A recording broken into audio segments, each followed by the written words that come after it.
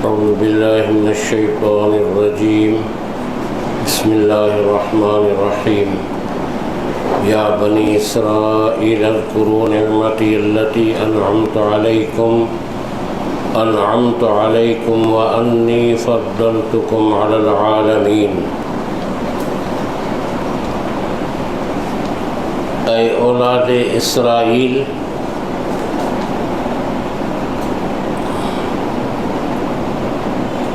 یاد کرو تم میری نعمت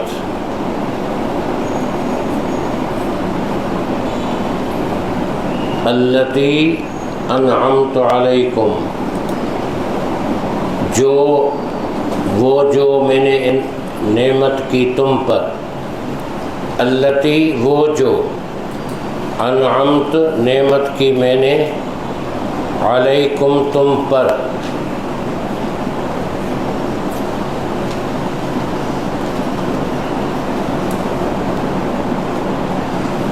وَأَنِّي فَضَّلْتُكُمْ عَلَى الْعَالَمِينَ، اور بے شک میں نے فضیلت دی تمہیں، بے شک میں نے فضیلت دی تمہیں تمام جہانوں پر،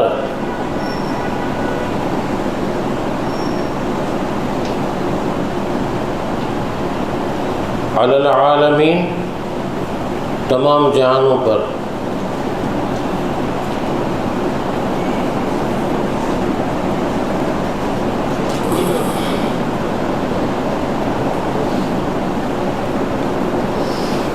اس سے پہلے جو رکوع گزرا ہے، جو کچھ پچھلے ہفتے آپ نے پڑھا تھا، اس کا آغاز بھی اسی سے ہوا ہے، یا بنی اسرائیل اذکروا نعمتی التی۔ اس رکوع میں بنی اسرائیل کو یہ کہا گیا کہ تم نماز پر قائم رکھو، زکوٰۃ ادا کرو، رکوع کرنے والوں کے ساتھ رکوع کرو، اور نصیحت کی گئی ان کو کہ کیا تم حق اور باطل کو گڑمڑ نہیں کرو، مکس اپ نہیں کرو، ملاؤ نہیں۔ پھر ان کو کہا گیا کہ تم دوسروں کو کہتے ہو اور خود اس پر عمل نہیں کرتے ہو۔ اب یہاں اس رکوع کا آغاز بھی، آیت کا بھی انہی الفاظ کے ساتھ ہے جو پہلے رکوع میں گزرا ہے، لیکن اس میں اعمال کی طرف ان کی توجہ دلائی گئی تھی، اور اس رکوع میں آگے آپ پڑھیں گے تو اللہ تعالیٰ نے جو ان پر نعمتیں کی ہیں، ان نعمتوں کا احساس انہیں دلایا جا رہا ہے۔ جب آدمی کو اس کی جو صلاحیت ہے، قابلیت ہے، یا اس آدمی میں جو ذہانت ہے، آپ اس کو جب ابھاریں گے تو اس کو تھوڑا سا احساس ہوگا کہ مجھ میں تو یہ واقعی صلاحیتیں اور نعمتیں اللہ کی ہیں، تو میرے میں خساست یعنی پستی کی طرف کیوں جا رہا ہوں، ان اعمال کی طرف کیوں جا رہا ہوں جو اس کے برعکس ہے۔ تو یہ چیز بھی آدمی کو ابھارتی ہے کہ وہ اپنے ٹریک پر رہے، یعنی اپنے سیدھے راستے پر رہے۔ تو ان آیات میں یہ بات بتائی گئی ہے، وَأَنِّي فَضَّلْتُكُمْ عَلَى الْعَالَمِينَ، تمام جہانوں والوں پر میں نے تمہیں فضیلت دی، اس وقت کے جو جہان تھے، لوگ تھے، ان پر۔ وَاتَّقُوا يَوْمًا لَا تَجْزِي نَفْسٌ عَن نَفْسٍ شَيْئًا وَلَا يُقْبَلْ مِنْهَا شَفَاعَةٌ وَلَا يُؤْخَذْ مِنْهَا عَدْلٌ وَلَا هُمْ يُنصَرُونَ۔ اور تم ڈرو اس دن سے، وَاتَّقُوا، اور تم ڈرو اس دن سے، نہیں فائدہ دے گی کوئی جان کسی جان کو کچھ بھی، نہیں فائدہ دے گی کوئی جان کسی جان کو، شیئن مانا کچھ بھی،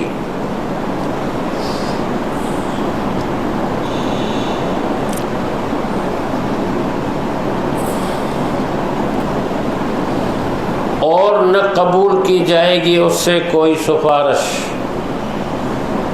اور نہ مانی جائے گی یا نہ قبول کی جائے گی اس سے کوئی سفارش۔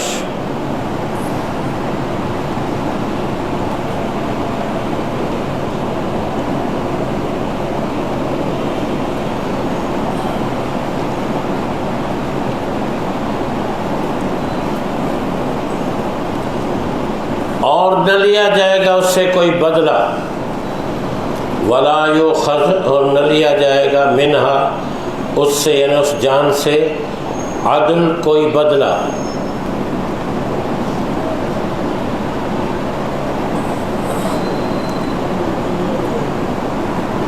نہ لیا جائے گا اس سے کوئی بدلہ، ولا هم ینصرون،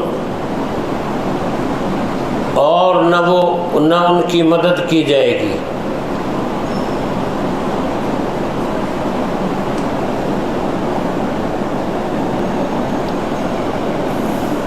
اور نہ ان کی مدد کی جائے گی۔ آیت کریمہ میں یہ بتایا جا رہا ہے کہ جیسے کہ لوگوں کا خیال تھا اور اب بھی ہوگا، ویسے یونانی اور مصری یہ کہتے تھے کہ اگر آخرت کا نظام آیا بھی تو وہ بھی اسی طرح ہوگا جیسے دنیا میں بھاری بھرکم یا زیادہ یا کم و بیش آدمی پیسے تاوان وغیرہ دے کر کے اپنے آپ کو چھڑا لیتا ہے، تو وہاں پہ یہ صحیح ہوگا۔ جیسے یہاں سفارش ہوتی ہے وہاں بھی سفارش ہوگی، اور اسی طرح ایک دوسرے کے لوگ کام آئیں گے۔ تو یہاں مطلقاً یہ بات بتائی جا رہی ہے کہ وہاں حاکمیت اللہ کی ذات کی ہوگی، کسی کو چو چرا کی مجال نہیں ہوگی، فیصلہ اللہ کے ہاتھ میں ہوگا، اور اللہ عدل فرمائے گا، ناانصافی نہیں کرے گا۔ تو یہ جو تمہارے توہمات ہیں یہ دنیا کے اعتبار سے تو ہوتے ہیں، سفارش در سفارش، معاوضہ، پیسہ، تاوان، جرمانہ وغیرہ، لیکن قیامت کے دن اس میں سے کچھ نہیں ہوگا۔ اسی پر جو ہے وہ بات ہوتی ہے ہمارے مسلمان میں کہ احادیث میں شفاعت کے معاملے میں بہت کچھ احادیث ہیں، اور قرآن میں جہاں جہاں یہ کہا گیا ہے کہ کسی کی سفارش قبول نہیں ہوگی یا شفاعت الا باذنی، مگر اللہ کے حکم سے، تو یہ اس کا مطلب کیا ہے؟ تو اس کا مطلب پہلے بھی واضح ہے اور اب بھی یہی ہے کہ اول تو انسان کے اپنی خواہش پر، کسی بھی انسان کی کوئی سفارش نہیں کرے گا، اس کی اپنی خواہش پر نہیں ہوگی۔ اور دوسری بات یہ ہے کہ شفاعت ایک شفاعت کبریٰ ہے، ایک شفاعت صغریٰ ہے۔ بڑی شفاعت تو اس میں مسلم شریف میں حدیث طویل، میدان حشر میں حساب کتاب کے شروع کرنے کے لیے لوگ انبیاء علیہ السلام کے پاس جائیں گے اور سبھی انکار کریں گے، لیکن پھر رسول اللہ صلی اللہ علیہ وسلم کے پاس آئیں گے تو آپ فرمائیں گے کہ میں آپ کی شفاعت، آپ لوگوں کی شفاعت کرتا ہوں۔ وہ شفاعت شخصی نہیں ہوگی، کسی پرٹیکولری کسی آدمی کے لیے نہیں ہوگی، وہ ہوگی حساب کتاب کے شروع کرنے کے لیے۔ اس لیے کہ میدان حشر جب سورج سوا نیزے پر آ جائے گا، جو ابھی جلا دیتا ہے اس کی تپش اور آگ، اور آدمی پسینوں میں ڈوب رہا ہوگا، تو ہر آدمی پریشان ہوگا کہ ہمارا حساب کتاب ہو جائے۔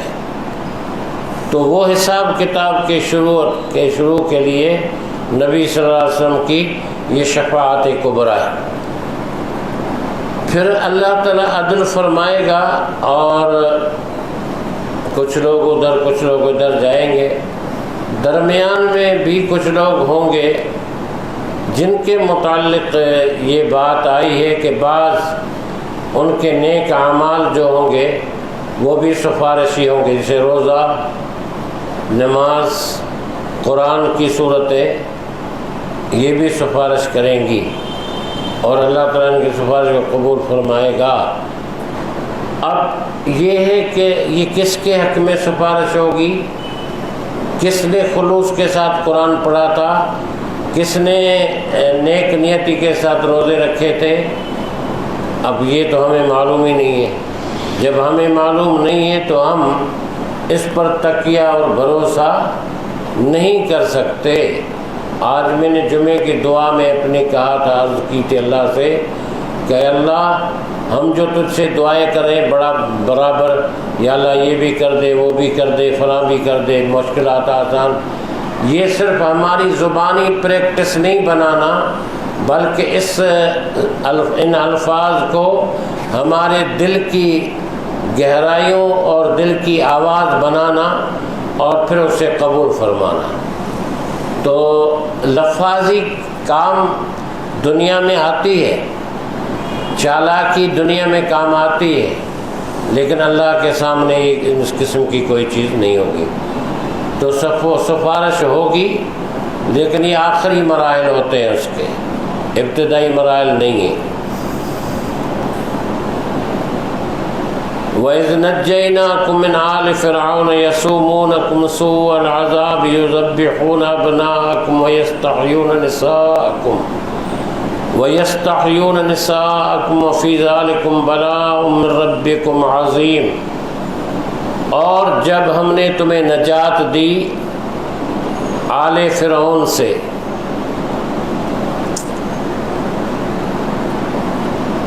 اور جب ہم نے تمہیں نجات دی آل فرعون سے، جو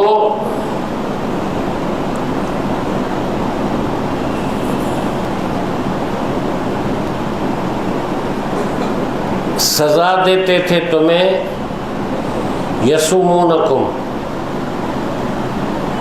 جو سزا دیتے تھے تمہیں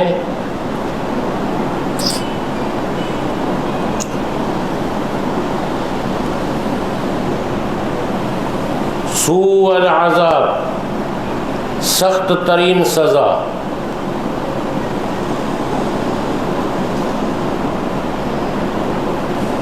بری سزا۔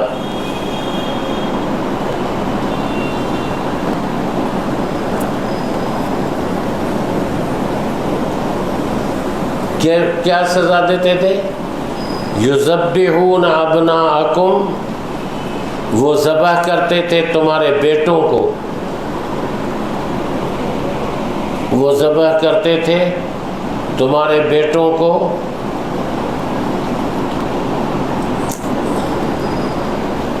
وَيَسْتَحْيُونَ نِسَاءَكُمْ، اور زندہ چھوڑتے تھے تمہاری عورتوں کو، یعنی بیٹیوں کو، اور زندہ چھوڑتے تھے تمہاری عورتوں کو۔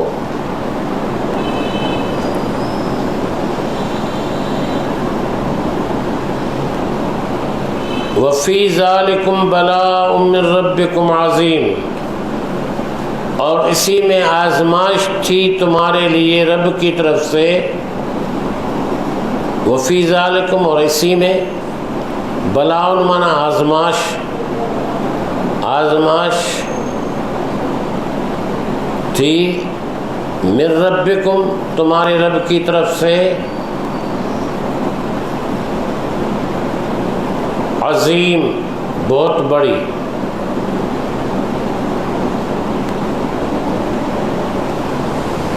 بہت بڑی آیت کا مطلب ہے کہ اللہ تعالیٰ فرماتا ہے کہ اللہ کی نعمتوں کو یاد کرو۔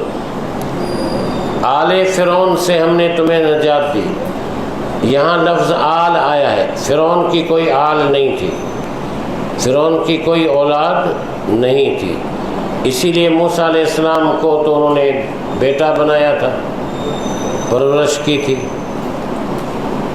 آل کا مقصد ہے یہاں پر اس کے لشکر یا اس کے فالوور.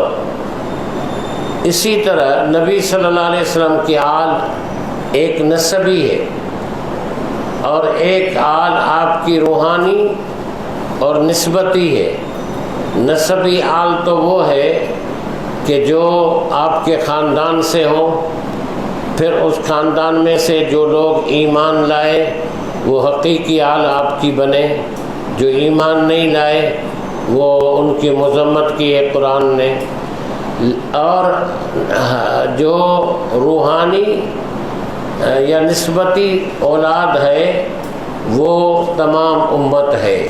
خاص طور پر وہ امت جس نے دعوت کو آپ کے قبول کیا، یہ بھی آل میں شامل ہے. جب یہ آل میں شامل ہے تو پھر درود شریف کا مطلب کیا ہوا؟ اللہم صلی علی محمد وعلی آل محمد کما صلیت علی ابراہیم وعلی آل ابراہیم انک حمید مجید. اللہم بارک علی محمد وعلی آل محمد کما بارکت علی ابراہیم وعلی آل ابراہیم انک حمید مجید. یہ حضور کے ماننے والی تمام امت پر یہ رحمت بھیجنے کی دعا ہے. یہ آل ہے. اور آگے بس جب آئے گا تو پھر تشریح ہوگی. آل فرعون کی کوئی اولاد نہیں تھی. فالوورس یا ان کے لشکری وہ کیا کرتے تھے کہ ان کو جو بتایا گیا تھا، کہتے ہیں کہ انہوں نے سوچا تھا کہ ان کے بنی اسرائیل کے بیٹوں کو تو ذبح کرتے رہو تاکہ یہ بڑھ کر کے ہمارے مقابلے پر نہ آ جائے، اور ان کی بیٹیوں کو چھوڑ دو، یہ ہماری خدمت کریں گھروں میں، کام کاج کرے گھروں میں. اللہ تعالیٰ نے فرمایا کہ ایسی سزا تمہیں وہ دیتے تھے، اس سے ہم نے تمہیں نجات عطا فرمائی.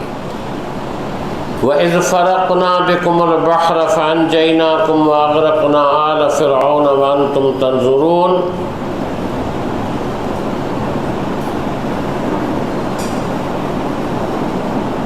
اور جب ہم نے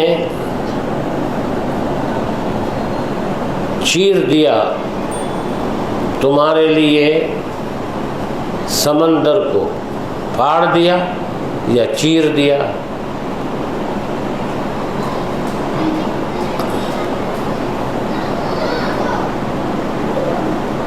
دو حصے کر دیا،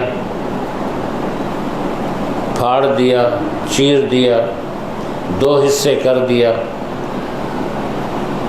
تمہارے لیے سمندر کو، تو ہم نے نجات دی تمہیں،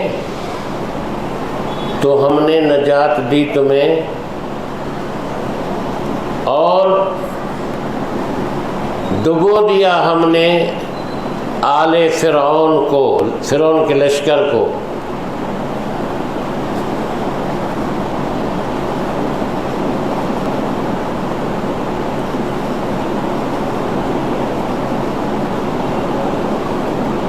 اور تم دیکھ رہے تھے، وَأَنْتُمْ تَنْظُرُونَ، اور تم دیکھ رہے تھے، وَأَنْتُمْ تَنْظُرُونَ، اور تم دیکھ رہے تھے. یہ اللہ تعالیٰ نے ان کی نعمت گنائی ہے کہ دریائے کلزم پار کرنا تھا. موسیٰ علیہ السلام اپنے قوم کو لے کر چلے تھے، بنی اسرائیل کو، اور انہوں نے کہا کہ موسیٰ تم نے ہمیں مروا دیا، شہر سے نکال کر کے لے آئے، اب آگے دریا، پیچھے لشکر آ رہا ہے فرعون کا، اب ہم کہاں جائیں؟ موسیٰ علیہ السلام نے فرمایا، کہا ان سے کہ ان معی ربی سیہدین، میرے ساتھ میرا رب ہے اور وہ ہمیں راستہ دکھائے گا، دے گا. پھر اللہ تعالیٰ نے فرمایا کہ اپنی لاٹھی سمندر پر مارو، تو وہ دو حصے ہو گیا اور وہ گزر گئے. فرعون اور ان کے لشکریوں نے بھی اپنے گھوڑے ڈال دیے، پھر پانی مل گیا اور ان کو ڈبو دیا، فرعون اور اس کے لشکر ڈوب گئے. اس کا تذکرہ ہے. اللہ نے فرمایا کہ ہم نے تمہیں نجات دی، فرعون کے لشکر کو ڈبو دیا، تم دیکھ رہے تھے، تمہارے سامنے یہ ہوا تھا۔ وَإِذْ وَعَدْنَا مُوسَىٰ 40 لَيْلَةً ثُمَّ اتَّخَذْتُمُ الْعِجْلَ مِن بَعْدِهِ وَأَنْتُمْ ظَالِمُونَ، اور جب ہم نے وعدہ کیا موسیٰ سے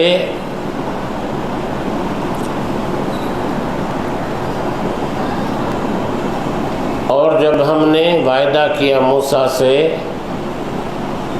40 راتوں کا،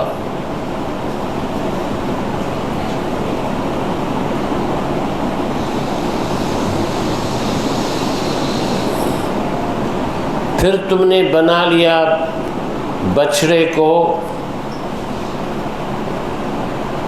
بریکٹ میں لکھنا، بنا لیا تم نے بچڑے کو معبود، بنا لیا تم نے بچڑے کو معبود۔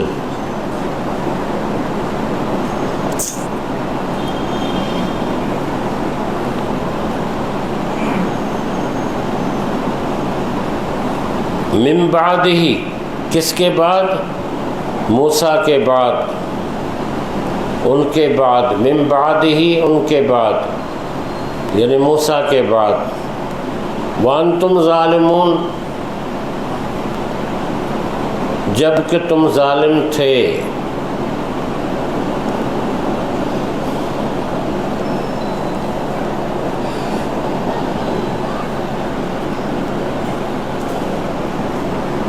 ہوا یہ کہ اللہ تعالیٰ نے موسیٰ علیہ السلام سے کہا تھا کہ تم طور سینا پر آؤ اور تمہیں ہدایت نامہ ملے گا بنی اسرائیل کے لیے۔ وہ اللہ تعالیٰ کے کلام کے ذوق میں پہلے چلے گئے۔ اللہ نے فرمایا کہ تم پہلے کیوں چلے آئے؟ انہوں نے کہا کہ میں آپ کے کلام کے ذوق میں چلا آیا۔ تو 30 راتوں کا تھا وعدہ، پھر 10 راتیں جرمانے کے طور پر ان پر ڈالی گئی، 40 راتیں۔ پیچھے وہ حضرت ہارون علیہ السلام کو چھوڑ گئے تھے کہ امت کی اصلاح کر کے ان کو متحد رکھنا اور تفرقہ نہ ڈالنا۔ اس کے بعد اس کے واقعات مختلف صورتوں میں آئیں گے۔ ان کے پاس ایک سامری تھا جادوگر، اس نے لوگوں سے اپنے زیورات لے کر کے ایک گائے کا بچڑا بنایا۔ اس ٹیکنیک سے بنایا کہ معمولی ہوا بھی اس میں داخل ہوتی تھی کہیں سے تو اس کو بھاں بھاں کی آواز آتی تھی جو بچڑے کی ہوتی تھی۔ تو اس نے ان کو کہا کہ موسیٰ علیہ السلام تو 30 دن کا وعدہ کر گئے تھے، 40 راتیں ہو گئی، وہ اب آئیں گے نہیں۔ تمہارے لیے میں نے ایک معبود بنایا ہے خدا، اس کی تم پوجا کرو اور بس یہ تمہارے لیے کافی ہے۔ ایک قوم کو بھی انہوں نے دیکھا تھا کہ وہ بتوں کو پوج رہے تھے، تو ان کے لیے انہوں نے ایسا کیا۔ آگے آئے گا کسی صورت میں کہ اس نے ایک ٹیکنیک استعمال کی، چالاک تھا۔ اس سے موسیٰ علیہ السلام نے بعد میں آ کے پوچھا کہ یہ تم نے کیا کیا، کہاں سے کیا؟ تو اس نے اپنی بات کو بنانے کے لیے مذہبی رنگ دیا، مذہبی رنگ دیا۔ ہمارے یہاں بھی ہوتا ہے نا کہ بات کو بنانے کے لیے مذہبی رنگ دیا جاتا ہے، دشمنی اپنی نکالی جاتی ہے، رنگ مذہبی دیا جاتا ہے۔ تو اس نے کہا کہ وہ دریا جب پار کر رہے تھے سمندر، اس سے پہلے میں نے دیکھا کہ ایک گھوڑا ہے جس پر کوئی شخص سوار ہے، اس کی ٹاپ جہاں پر پڑتی ہے وہ خشک زمین جو ہے سرسبز ہو جاتی ہے۔ تو میں نے سوچا کہ اس کی گھوڑے کی ٹاپ میں حیات کی اثر ہے، زندگی کی اثر ہے۔ تو اس کی تھوڑی سی مٹی میں نے لے لی اور یہ گائے کا بچڑا بنا کر اس میں ڈال دی تو اس میں جان آ گئی۔ یہ تھا ڈھکوسلا اس کا، ایک بات بنانے کے لیے، لوگوں کو مطمئن کرنے کے لیے۔ تو مذہب کا سہارا اس طریقے سے لیتے ہیں، بات بنانے کے لیے لوگوں کو بے وقوف کیسے بنایا جائے، لوگوں کو بے وقوف کیسے بنایا جائے۔ وہ یہی طریقہ ہے کہ مذہب کا راستہ اختیار کرو۔ پھر ہمارے ہاں بھی ایک ہمارے دوست، ایک آدمی پرٹیکولرلی کسی آدمی کو فائدہ ہو جاتا ہے، فائدہ اللہ دیتا ہے، وہ منسوب اس سے کرتا ہے کہ نہیں اس طرح ہوتا ہے۔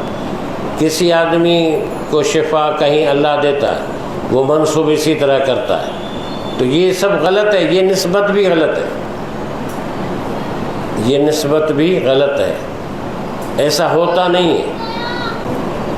تو یہ مسائل ہیں، معاملات ہیں، ان کو کلیئر ہونا چاہیے، ان کو کلیئر ہونا چاہیے۔ اگر ایسا نہیں تو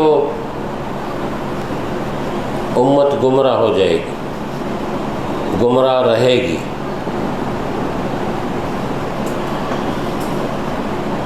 اب یہ ہماری باتیں تو اچھی نہیں لگیں گی نا، بعض ہمارے دوست ہیں جو پہلے پیجز میں آتے رہے لیکن وہ یہ باتیں سن کر کے اور ڈر گئے کہ ہم اپنے عقیدے سے جا رہے ہیں دوسرے راستے کی طرف، کہیں ایسا تو نہیں ہے۔ تو ایسی کوئی بات نہیں ہے۔ آدمی کو اللہ نے عقل دی ہے، سمجھ دی ہے، اس سے بھی آدمی استعمال کرے۔ قرآن حدیث سامنے ہمارے ہے۔ ٹھیک ہے، آدمی یہ کہے گا کہ غلام عباس قادری صاحب نے یہ بات بتائی، فلاں پیش امام نے یہ بات بتائی، فلاں پیش امام نے یہ بات بتائی۔ آپ ان تمام باتوں کا تجزیہ تو کریں، ان کا بھی تجزیہ کیا جاتا ہے۔ ایک دکاندار نے ایک قیمت بتائی، دوسرے نے دوسری، تیسرے نے تیسری، چوتھے نے چوتھی، تو کیا پھر پہلے قیمت پر آدمی خرید لیتا ہے کہ نہیں کرتا؟ تجزیہ کرتا ہے کہ کس کی قیمت یا کپڑا یا چیز جو ہے وہ مناسب ہے، اس وقت تجزیہ کرتا ہے آدمی۔ دین میں کیوں نہیں کرتا؟ اسلام میں، دین میں، اپنے ایمان میں کیوں نہیں کرتا؟ کرنا چاہیے آدمی کو۔ پھر اگر الجھا ہے تو پھر مزید سوال کر سکتا ہے آدمی، پوچھ سکتا ہے، کسی سے دلیل مانگ سکتا ہے۔ چلے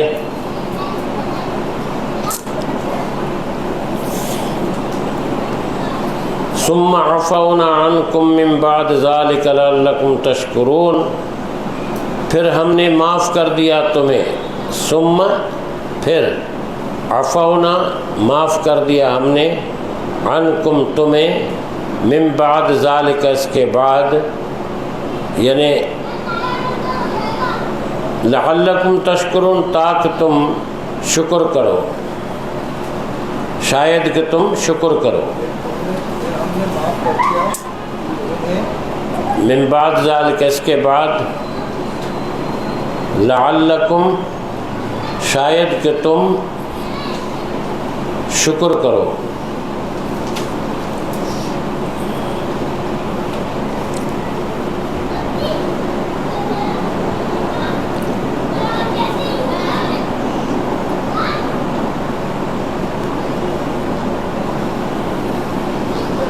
اچھا، یہ معافی ان کی ہوئی تھی لیکن بڑی خون ریزی کے بعد 70,000 آدمی مارے گئے تھے، قتل کیے گئے تھے جنہوں نے ماں پوجا کی تھی بچڑے کی، اس کے بعد ان کی معافی ہوئی تھی۔ امت محمد پر اللہ کا یہ احسان ہے کہ ایک آنسو بہانے سے اس کے گناہوں کی معافی ہو جاتی ہے۔ نبی بہے تو صدق کے دل سے اگر دعا کرتا ہے تو۔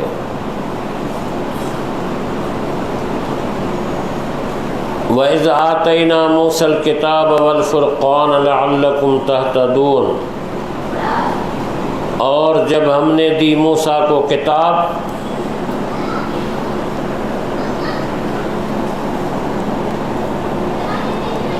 اور حق و باطل میں فرق کرنے والی چیز، فرقان مانا حق و باطل میں فرق کرنے والی چیز، حق و باطل میں فرق کرنے والی چیز، وہ بھی قرآن، وہی کتاب تورات ہے۔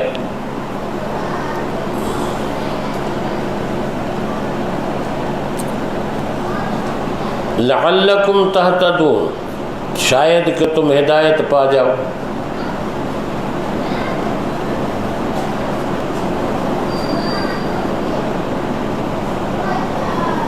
اب کتابیں جتنی بھی آئی ہیں اللہ تعالیٰ کی اس سے پہلے قرآن سے، وہ سب فرقان تھی، یعنی حق و باطل کو جدا کرنے والی تھی، تو وہ کتابیں بھی فرقان، ان کا نام بھی رکھ سکتے ہیں۔ وَإِذْ قَالَ مُوسَىٰ لِقَوْمِهِ يَا قَوْمِ إِنَّكُمْ ظَلَمْتُمْ أَنفُسَكُمْ بِاتِّخَاذِكُمُ الْعِجْلَ فَتُوبُوا إِلَىٰ بَارِئِكُمْ فَاقْتُلُوا أَنفُسَكُمْ ذَٰلِكُمْ خَيْرٌ لَكُمْ عِندَ بَارِئِكُمْ فَتَابَ عَلَيْكُمْ إِنَّهُ هُوَ التَّوَّابُ الرَّحِيمُ۔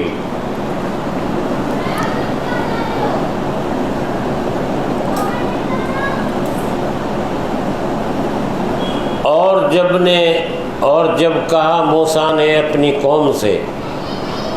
جب کہا موسیٰ نے اپنی قوم سے،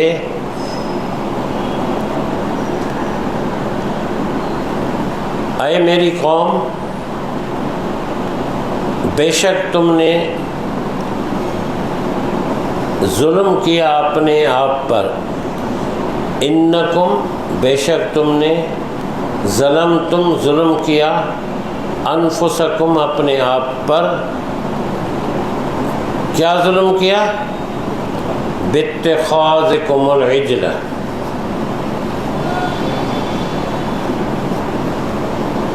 بنا لینے تمہارے بچڑے کو معبود، بنانا تمہارا بچڑے کو معبود، بنانا، باتخاذکم بنانا تمہارا بچڑے کو معبود بریکٹ میں لکھنا، بنانا تمہارا بچڑے کو معبود، ہاں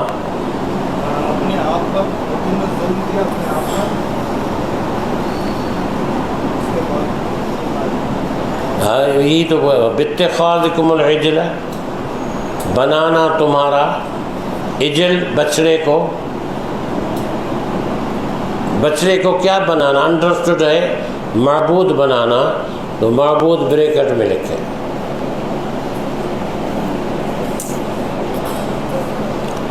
فتوبوا الی بارئکم، تو تم توبہ کرو اپنے پیدا کرنے والے کی طرف، تو تم توبہ کرو اپنے پیدا کرنے والے کی طرف،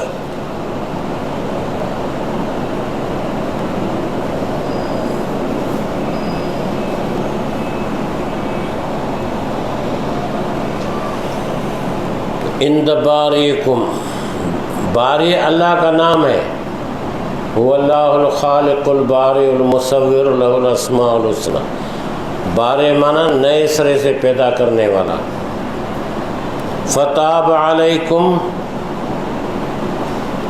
تو وہ توبہ، ہاں اچھا فاقتلوا انفسکم، کیا ہے؟ فاقتلوا انفسکم، تو تم قتل کرو اپنے آپ کو، فاقتلوا انفسکم، تو تم قتل کرو اپنے آپ کو،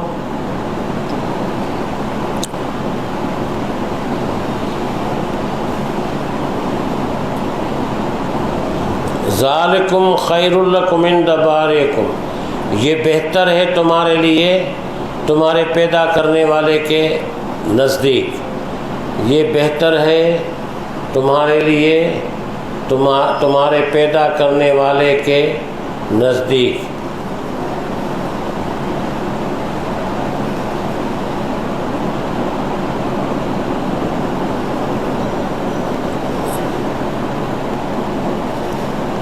فتاب علیکم، تو وہ اللہ توبہ قبول کرے گا تمہاری، فتاب علیکم، تو اللہ توبہ قبول کرے گا تمہاری، بے شک وہ بہت توبہ قبول کرنے والا، انہو بے شک وہ وہی ہے، التواب بہت توبہ قبول کرنے والا، رحم کرنے والا۔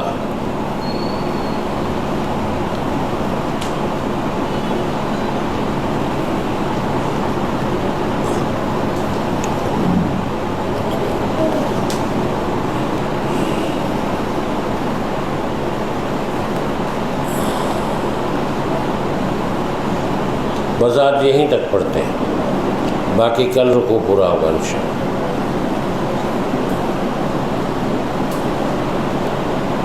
اچھا، یہ بات پہلے سرسری طور پر آ گئی کہ ان کی سزا یہ رکھی گئی کہ جنہوں نے گائے کے بچڑے کی پوجا کی تھی وہ سر نیچے کر کے بیٹھ جائیں، اور جنہوں نے گائے کے بچے کی پوجا نہیں کی تھی وہ ان کو قتل کرے۔ بڑی بھاری سزا تھی جس کا تصور بھی نہیں کیا جا سکتا، اور ایسا ہی ہوا، 70,000 افراد قتل ہو گئے قوم کے۔ تو یہ اسی لیے قرآن میں دعا کی جاتی ہے نا، ربنا لا تؤاخذنا ان نسینا او اخطانا ربنا ولا تحمل علینا اصرا کما حملتہ علی الذین من قبلنا۔ اے اللہ، ہم پر وہ بوجھ نہیں رکھنا جیسا تم نے پہلے والوں پر رکھا، ہم نہیں سہار سکیں گے، تو ہمیں اس کے دعاؤں کا صدقہ ہے۔ اچھا، ان پر کیوں یہ سخت سزائیں ہوئیں؟ اس لیے کہ وہ اپنے نبیوں پر اعتراض کرتے تھے، زیادہ سوالات زیادہ کرتے تھے، سوال در سوال سے جتنے سوالات زیادہ ہوتے ہیں اتنی چیز مشکل ہوتی چلی جاتی ہے، پھر ایک سوال کا جواب، پھر دوسرا، پھر تیسرا، پھر چوتھا، پھر دلیل، پھر یہ وغیرہ وغیرہ۔ اور دوسری بات یہ کہ اللہ اکبر، کہنا تو نہیں چاہیے، سچے لوگ اس زمانے میں بھی تھے، لیکن جو سچائی رسول اللہ کے صحابہ میں پائی جاتی ہے تاریخ کے لحاظ سے، وہ سچائی ہمیں ماضی کے اصحاب، نبیوں کے اصحاب میں کم ملتی، بہت کم ملتی۔ سچائی، جانثاری، جذبہ قربانی، عقیدت و محبت،